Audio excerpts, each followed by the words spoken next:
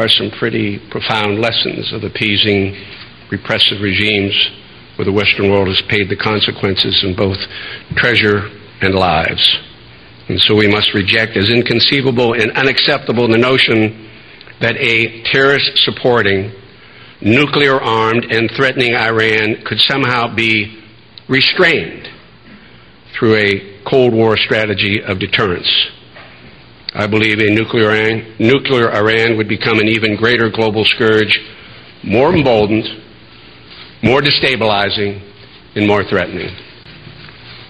Having the opportunity once again to share these thoughts with such a distinguished panel and such a distinguished group, I had occasion to look at the 10-point plan for future Iran that was announced in, again, 5 years ago, in 2006. I want to buy you briefly. From our point of view, the ballot box is the only criterion for legitimacy. I'm going to give you a shortened, abbreviated version. We want a pluralist system. Number two, freedom of parties and assembly. In Iran of tomorrow, we will respect all individual freedoms. Three, in the free Iran of tomorrow, we support and are committed to the abolition of the death penalty. Four, the Iranian resistance will establish the separation of church and state. Any form of discrimination against the followers of all religions and denominations will be prohibited. We believe in complete gender equality in political and social rights.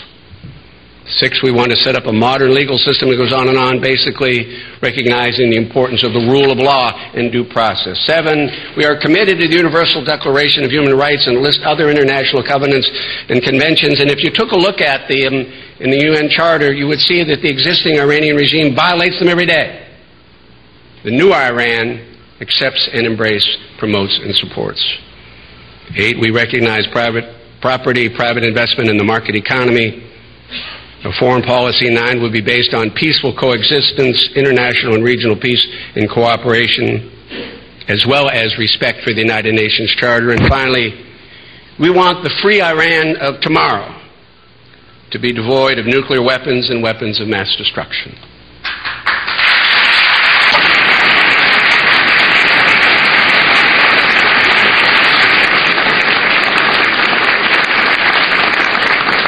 That's the Iran that the resistance, the People's Mujahideen, MEK, have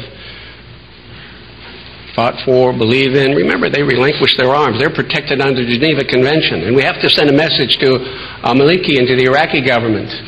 The United States troops handed responsibility of protecting these individuals who are protected under the Geneva Convention to you. How can you tolerate